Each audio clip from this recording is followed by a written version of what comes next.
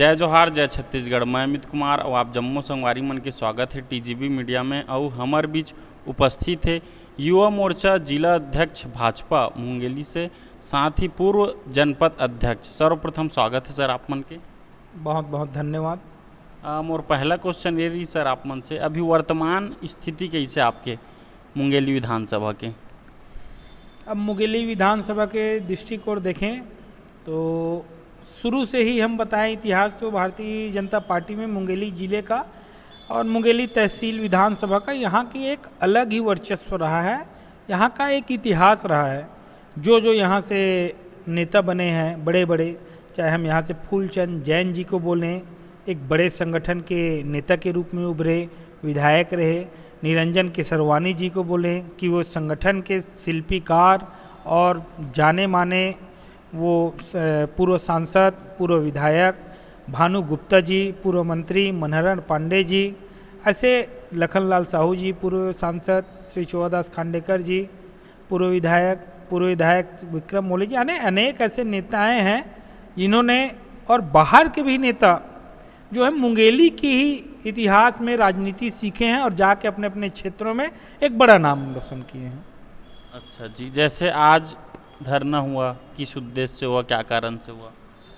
देखिए बता दूं कि आज का जो धरना प्रदर्शन कलेक्टेड घेराव का था, वो कलेक्टेड घेराव का धरना इसलिए था कि भूपेश बघेल जी मुख्यमंत्री जो लबरक सरकार, वो उन्होंने जब वादा किया था कि बेरोजगारी भत्ता दूंगा युवाओं को 2500 रुपये प्रति माह, और वो आज हम कहीं भी देख लें किसी भी युवाओं को उसका लाभ नहीं मिल रहा है। और 4.5 साल के बाद आज लॉलीपॉप देने के समान हमारे युवा बंधुओं को जिस प्रकार से ठगा जा रहा है और जिस प्रकार से नियम लागू किया गया है, उस नियम में हमारे छत्तीसगढ़ के कोई हमारे युवा बंधु 90% नहीं आएंगे। मात्र 10% ही व्यक्ति आएंगे जिनको लाभ मिलेगा, वो भी उनके व्यक्ति हितग्राही के अनुसार अपने व्यक्ति दिलाएंगे।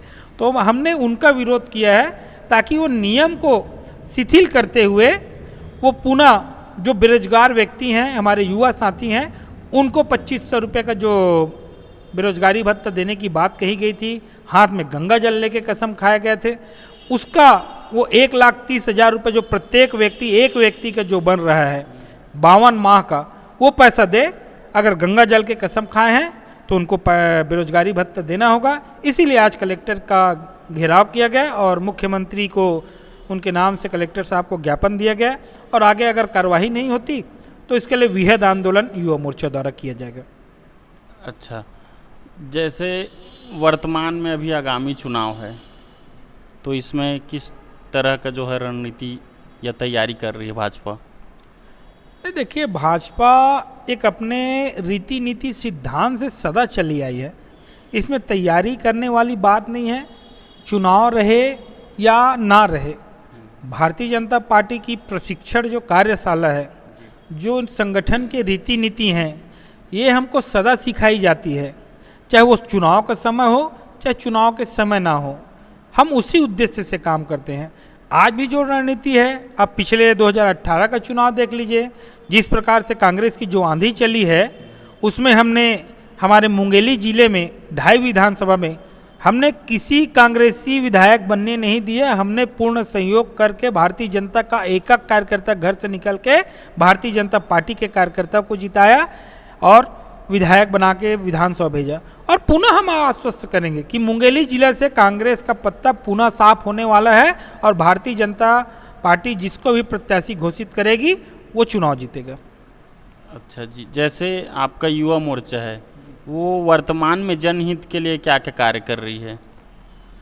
युवा मोर्चा ने बहुत काम किए हैं। जिस प्रकार से पीएससी घोटाला था, उसके कार्यवाही के लिए भी कलेक्ट्रेट का घेराव किया गया था। बेरोजगारी भत्ता का फॉर्म भराया गया था, आज उसका घेराव किया गया।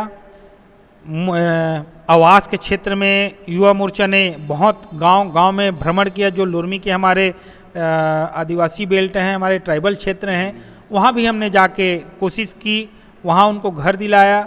और अनेक ऐसे योजनाएं हैं, जो वृद्धा पेंशन है, जो कई हमारे जनपद से लेके जिला पंचायत, नगर पालिका, पार्षद, नगर पंचायत तक के छोटे मोटे जो काम नहीं हो सकते, उन कामों कर भी हमारे कार्यकर्ताओं को हमने बिल्कुल लगाकर फोकस देकर हमारे आम जनता तक छोटी सी छोटी समस्याओं को हल करने का बखूबी से काम किया है। अच्छा, अंतिम क्वेश्चन आपसे ये रहेगा, व्यक्तिगत क्वेश्चन है, आपने राजनीति में कदम कब रखा और यहाँ तक का सफ़र कैसा रहा आपका? मेरा राजनीति का कदम मैंने भारतीय जनता युवा मोर्चा से जरहा गांव मंडल से मैंने युवा मोर्चा का मंडल उपाध्यक्ष के रूप में मैंने काम किया। चूँकि मैं बता दूं कि मेरे पिताजी श्री चोवादास खांडेकर जो पूर्व विधायक हैं, जरहा गांव से विधायक रह चुके हैं और छत्तीसगढ़ शासन में अनुसूचित जाति आयोग के अध्यक्ष रहे हैं और राज्य मंत्री दर्जा प्राप्त व्यक्ति रहे हैं। तो साथ ही साथ मेरा बचपन भी ऐसा रहा कि 2-2, 3-3 विधानसभा, लोकसभा भी लड़ना। माननीय पुन्नूलाल मोहले जी वो मेरे फूफा जी हैं, तो दोनों के साथ मिलकर आना जाना सब देखना। घर ही से ही मैंने राजनीति की शुरुआत की थी और घर से ही, हाँ, फैमिली बैकग्राउंड, तो घर से ही मुझे सब चीज़ सीखने को मिला। मुझे कहीं बाहर सीखने का या किसी से पूछने का ऐसा मौका कभी आने को भी नहीं मिला और मैंने युवा मोर्चा से जो काम संभाला मैंने अच्छे से काम किया। उससे पहले भी मैंने विद्यार्थी परिषद में बहुत कम समय के लिए बना, भले 8 माह के लिए बना। उसके बाद मुझे युवा मोर्चा में भेज दिया गया, तो मैं 8 माह के लिए तखतपुर नगर का अखिल भारतीय विद्यार्थी परिषद का अध्यक्ष रहा। फिर मैं युवा मोर्चा का मंडल का उपाध्यक्ष रहा 3 साल, 2007 से 2010 तक। 2010 से मैंने 10 में जनपद सदस्य का चुनाव भरा, पर्चा भरा और जीत हासिल किया। क्योंकि मेरा क्षेत्र तो आरक्षित क्षेत्र नहीं था, तो मैंने दूसरे क्षेत्र से चुनाव लड़ा, मुंगेली विधानसभा के ही, और उस क्षेत्र से भी मुझे बड़ी बहुमत से प्यार दे के जनताओं ने भेजा और उनसे उनका इतना आशीर्वाद मिला कि मैंने 23 साल की उम्र में ही मैंने जनपद अध्यक्ष का भी वहाँ बनकर मैंने कुर्सी में, मुझे पार्टी ने भी मौका दिया और जनता ने ही मौका दिया। 5 साल मैंने मूलभूत सुविधाएं, नल, जल, पानी, रोड, सड़क, बिजली, रोजगार गारंटी के काम, 14 वित्त, 15 वित्त और जितने भी आम जनताओं की समस्याएं जो आती थी हमारे पास, उन सभी समस्याओं का हल किया। जितने मुद्दे थे उस समय केंद्र में मनमोहन जी की सरकार थी, उनके भी जो भ्रष्टाचारी मुद्दे थे बहुत हैं, जो गिनाना चाहूँ तो बहुत टाइम लग जाएगा। उन मुद्दों को भी हमने बहुत उठाया। उसके बाद पुनः 2015 में 13 का चुनाव, जो विधानसभा चुनाव आया, उसमें सह संयोजक के रूप में विधानसभा का मुझे प्रभारी भी बनाया गया और उसमें भी मैंने काम किया बड़े अच्छे से। जितने शक्ति केंद्रों का मुझे जिम्मेदारी दिया गया था, उस शक्ति केंद्रों से मैंने अच्छे वोटों से भारतीय जनता पार्टी को विजय दिलाया। और 2015 में पुनः जनपद का चुनाव हुआ, उसमें आरक्षण में महिला सीट आई जनपद अध्यक्ष का, तो मैंने सदस्य के रूप में अपनी श्रीमती प्रतिमा खांडेकर को, महिला को भी मैंने आगे रखा। मैंने ये नहीं सोचा कि मैं बस राजनीति करूं, कि मेरे पिताजी बस राजनीति के, ऐसा नहीं है। हर मौके को, हर चीज़ को मौका देना चाहिए। तो मैंने अपनी पत्नी को भी मौका दिया और उनको भी मौका दिया, तो उनको भी जनता ने आशीर्वाद दिया और पुनः जनपद पंचायत अध्यक्ष के रूप में वो भी 5 साल रहीं और 5 साल 2015 से 20 तक उन्होंने भी अपना कार्यकाल पूरा किया और एक अच्छे सुचारू ढंग से हमने पति पत्नी दोनों ने, पिताजी ने आज भी और पहले भी जिस प्रकार से जनता की सेवा किए हैं और सदा करते रहेंगे। इतना ही है, जनता के हित के लिए हम कहीं तक मरने मिटने के लिए कार्यकर्ताओं के लिए तैयार रहते हैं। यही विरोधी पार्टियों को हजम नहीं होती जो हमारी कार्यशैली जो है।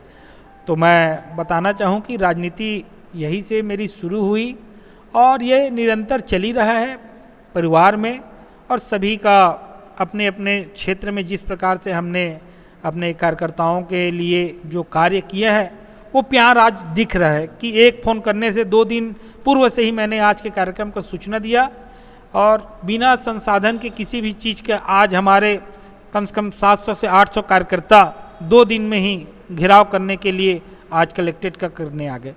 तो ये उन्हीं का प्रेम है, आशीर्वाद है और ये सदा चलता रहेगा।